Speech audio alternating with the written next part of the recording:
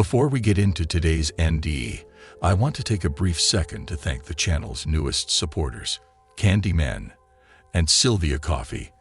Thank you both very much for the super thanks. Also, results are in on the music poll. As a majority of you voted to keep the music, it will be staying. I will, however, try to lower the volume to a level that makes it less distracting. And now for the reason you clicked on this video. In today's NDE, Rhonda M speaks of her visit to the other side and the knowledge she gained while there. Let's get into it. I had been caring for my terminally ill mother prior to her death. After her passing, I was exhausted physically and mentally. I was also still trying to hold on to my job, cope with the loss of my mom, and the lack of help from my family. I believed I was coming down with something viral and had laid down on top of my bed to rest for a little bit. This was on a Friday afternoon, 4 days after Mom died, and a day after burying her. I woke up Monday morning after I had this experience, thinking it was still Friday. It seemed to have lasted just a moment in time, but I had been out 3 nights and 2 days. At the time, I had worked in aerospace electronics and had held a high security clearance for 10 years. I did not use recreational substances and was not taking on any medications. I was not a religious person and even rejected it based on the intense religious fighting within my family. I considered myself open-minded, but was rather conservative in political and social views. My mom rejected the cleric that was sent in to comfort her in her last moments. She preferred to keep her faith private, in the Lutheran tradition. She had been punished and scorned as an ethnic German by Hebrew Americans after she emigrated to America after World War II as a reluctant war bride. She became a naturalized citizen in 1950. Her contempt for religious zeal had been passed to me and my brothers, but I alone had refused to take sides of one belief over another.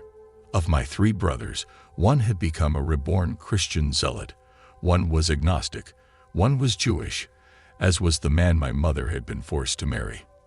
No one in my family, except my mom, made an effort to be religiously observant or attempted to follow a covenant unless it was for personal gain or prestige, i.e., getting Sundays off work or using faith to gain proximity to power by affinity. My mom had hints of clairvoyant ability. We could wordlessly communicate from a distance.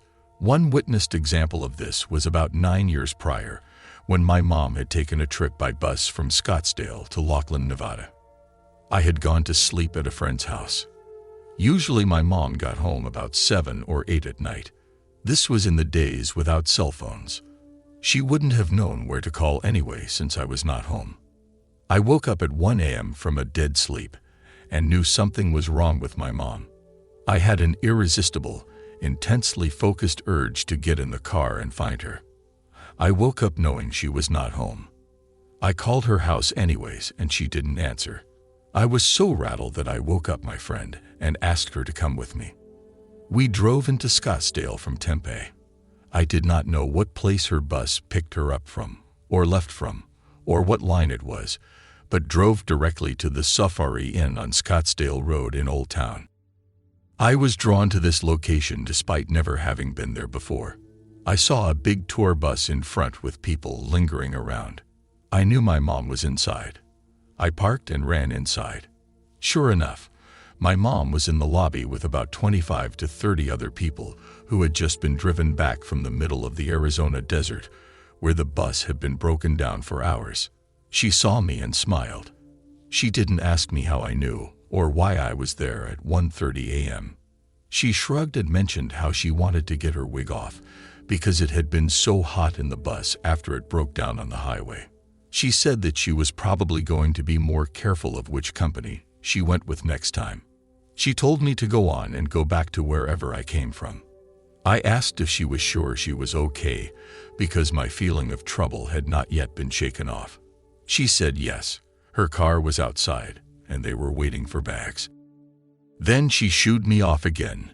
I went back to Tempe with my friend, who witnessed it all, and said it was unbelievable. I asked my mom days after about that because my friend thought it was so weird. I didn't know that other people didn't have that connection. Mom and I had that all our lives, although physically and emotionally, we were not otherwise very close. Getting back to the Friday afternoon after her burial, I had laid down to rest.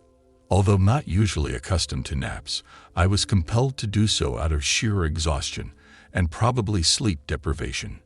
I reiterate, I was not a religious person. What I experienced, and what I remembered when I awoke, was not rationalized through a religious filter. I was not in great grief over the loss of my mom, and considered her passing as relief of her physical pain from 6 months of fighting blood cancer. I was not in the habit of prayer. I believe that once you die, you are dead. No ghosts, no spooky stuff, no devil, God, Jesus, Buddha, or any other entity was in my thinking.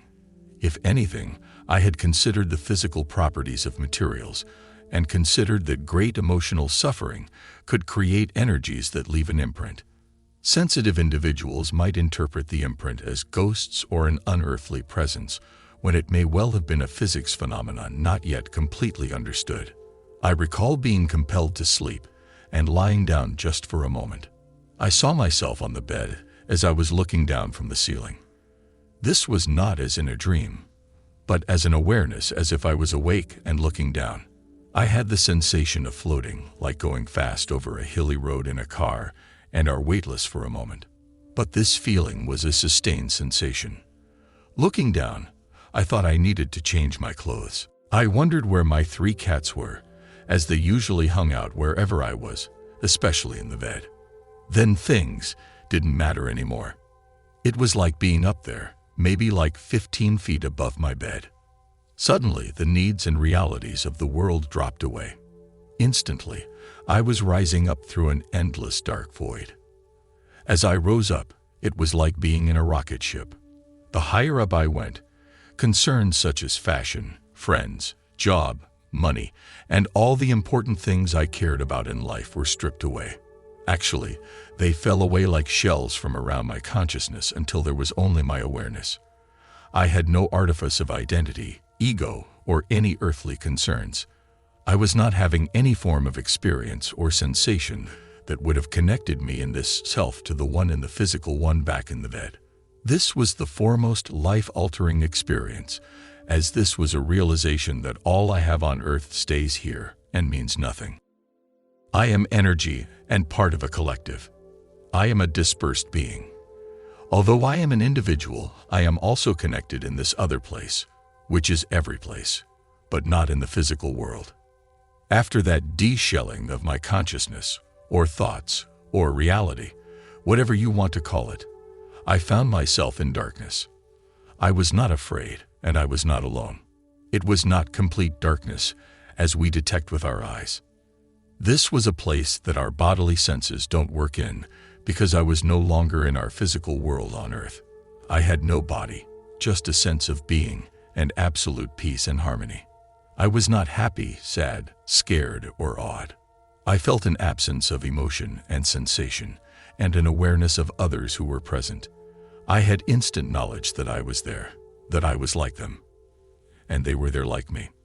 It was like I was 1 tablespoon of seawater and poured into the sea. I knew I was an individual, but now I was a part of the whole. Sounds crazy, but that's the feeling. In this void, I would describe it as shades of black. I had the fuzzy awareness of the top third of the hooded, robed beings with 2/3 in blackness all around like space. There were no words, just instant awareness. There was a main being without gender, it seemed. I got the awareness that they did not want me to be afraid, and that I saw them like this, so I would not be afraid. I let them know I was not afraid. They told me that they knew me, and 2 of the beings were relatives of mine who had gone back to this place before I had been born. I don't remember who they said they were and didn't feel like I knew them, but perhaps that I knew of them from my physical body's experience. One was there to watch over me in the physical world, like a protective entity. I felt a loving sensation, or a deep affinity, which was beautiful without all the earthly feelings that had been shelled on the way there. I was told there was a newer person there, like a baby that hadn't been born into my physical family. There was also a being there who was not connected to me, or the other beings who knew me, or connected to my physical being. The main being said that one, there was no word to describe one from another, was learning, and I felt that being's energy as weaker than the others. My mom and others in my family who died were not there. I asked if I was dead. I understood that I was not dead. I was there because I had the sincere desire to know of the things of the physical place and the things not in the physical place. Here, I was everywhere, which makes no sense in the physical place of Earth, but makes perfect sense when you are there. I was becoming aware of knowledge I used to know from before my physical body, and that I had been there and back lots of times, as they all do in that place. I understood that only two things mattered in the physical place. Love and knowledge had to be experienced in the physical world, because there was no way to have sensation in that place. We go to the physical world and suffer for the benefit of love and knowledge, while the rest is irrelevant. We are all connected. It is best to be kind in the physical place because most suffering gets in the way of understanding love and knowledge. But suffering and pain are also necessary as we grow through different physical forms here. At first, we don't get to choose. Then as our energy becomes stronger, we can choose where we go here as we are born. The main being said I learned enough about knowledge. Now I was to go back and learn about love. The information about love is not what we think of here in the physical world. Love is not sexual or possessive, but spiritual. Love is more like endless compassion without judgment. I was to go back and learn about love. I was not alone. They were with me and guiding me, and I would know I had the capability to communicate through this tone of thought that we were presently communicating with. I understood there was no God, but the energy of us all in that place that some call God. This energy is within us, even in this physical world. But once we are in the physical world, we cannot easily remember or acknowledge and struggle with learning love through religion. I understood this in the physical place was the acknowledgement, but I needed to know love. I felt like I was remembering more about this place and wanted to stay there. I was drawn to the closeness and affinity that I could not feel in this physical place. I wanted to stay, but the others urged me to go back, like they were happy for me to go and do more here. It was like you wishing someone well, and to enjoy a vacation here in the physical place. There were other things or knowledge that were exchanged, but I can't recall them, except for thinking they have no relevance in the physical place. Then I was over my bed. I saw my cats next to me, and I woke up. I was much in the position as I saw myself from above, and bewildered for having such a bizarre dream.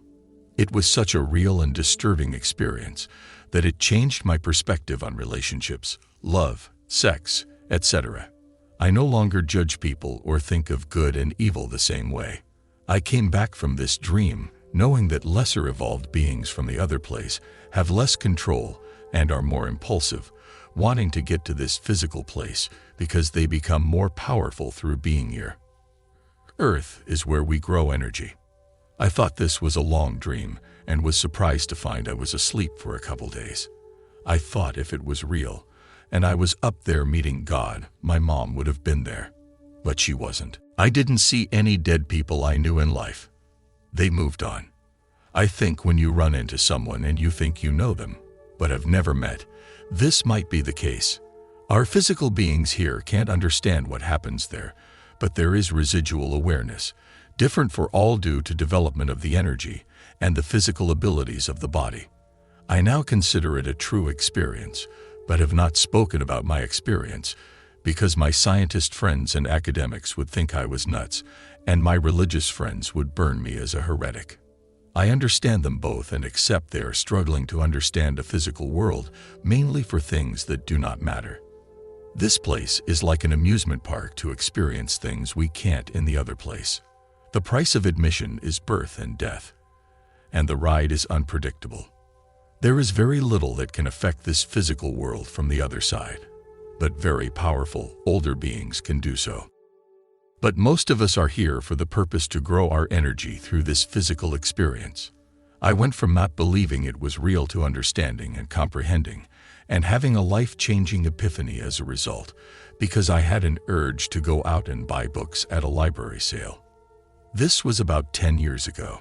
I found several books that looked interesting and purchased them for a few dollars. I read only one book and only up to one page in the book.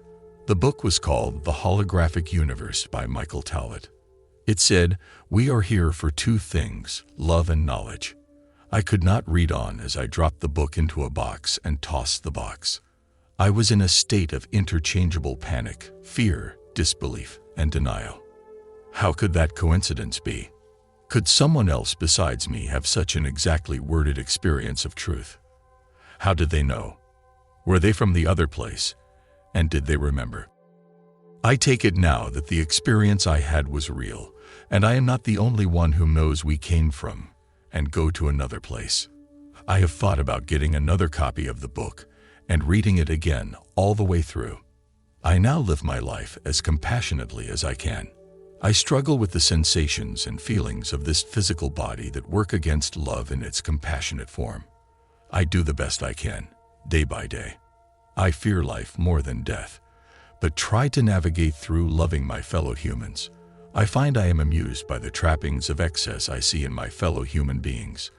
Money really can't buy love, but being here and going through that lesson time, and again, is part of why we are here.